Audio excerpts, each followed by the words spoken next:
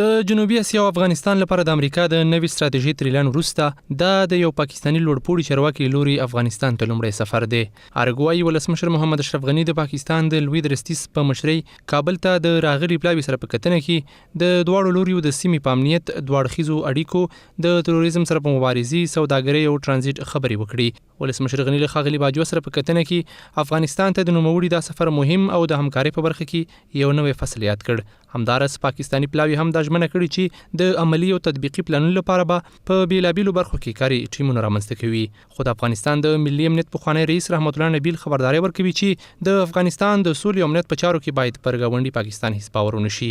یو شمېر شنونکي هم د پاکستان لوی درسي سفر ته په بل نظر ګوري. فشارونه دومره قوي دي او پاکستان ته دومره په لنډ وخت کې تاسو د امریکې د دفاع وزیر خبرې مو واورېدلې چې هغې وویلې چې پاکستان که چیرته په دې خپلو خبرو باندې عمل وکړ ډېره ښه ده، که نه موږ بل آپشن هم لرو او کولی شو چې موږ د هغې نه هم کار واخلو. دا د امریکا او د دنیاوالو د فشار په نتیجه کې راغلی دی. کله چې فشار پرې راغلی دی نو دا به خامخا په اوسني وضعیت کې یو څه تغیرات راولي. هغه کمې ژبې چې پخوا یې کولې په خوله باندې او په عمل کې نه تطبیقېدلې، نو اوس د افغانستان د ټولو ولسونو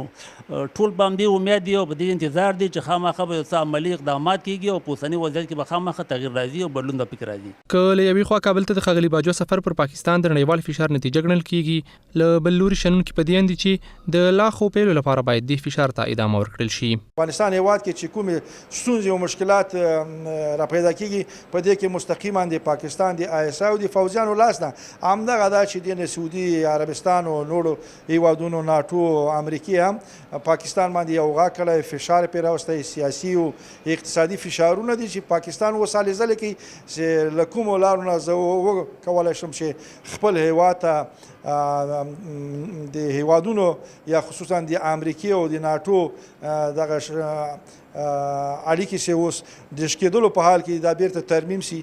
دوی د پاکستانی لوړپوړي پلاوي لخوا د عملی او تطبیقي پلانونو لپاره د کاري ټیمونو ټاکل یو نیک اقدام ګڼي، خو ترڅنګ د پاکستان رښتینولي هم اړینه بولي. که چیرته دوی په واقعیت هغه مخکینی کوم تعهدونه چې دوی کړي دي په هغې باندې عمل وکړه او رښتینی نوی ګام یې واخیسته، نو انشاءالله تعالی چې دا خبره به راجوړه شي. در غیر د هغې نه دوی